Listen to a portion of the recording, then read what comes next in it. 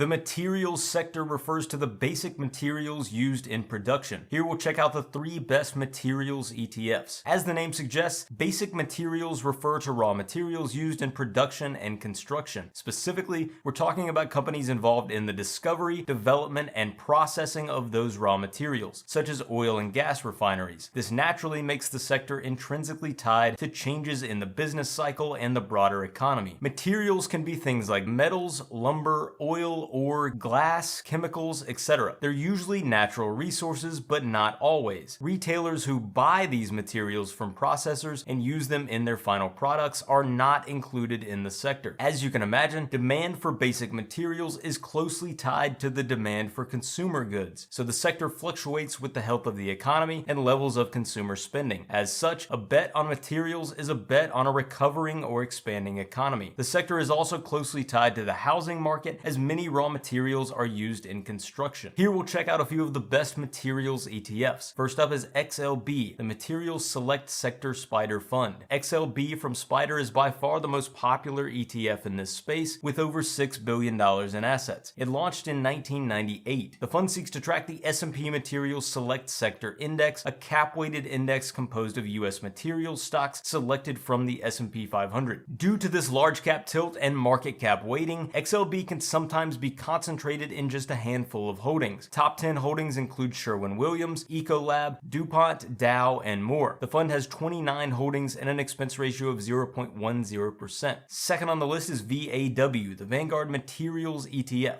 VAW is next in popularity with about half the assets of XLB. VAW is also market cap weighted and doesn't really avoid the concentration that XLB also has, but VAW provides broader exposure across all cap sizes of US materials stocks compared to XLB, and has more holdings at 117, and thus could be considered more diversified than XLB. VAW seeks to track the MSCI US Investable Market Materials 2550 Index. Conveniently, VAW also has the same expense ratio of 0.10%. VAW would probably be my choice of a materials ETF on this list. Third on our list is MXI, the iShares Global Materials ETF. Those wanting materials exposure outside the United States can use MXI. The fund has about $750 million in assets and seeks to track the S&P Global 1200 Materials Sector Index, a market cap weighted index of materials stocks around the globe. Despite this, the fund still heavily tilts large cap and is fairly concentrated in the US at about 37%. This broader exposure also comes at a cost. The fund has a fee of 0.43%. Do you own any of these materials ETFs in your portfolio? Let me know in the comments.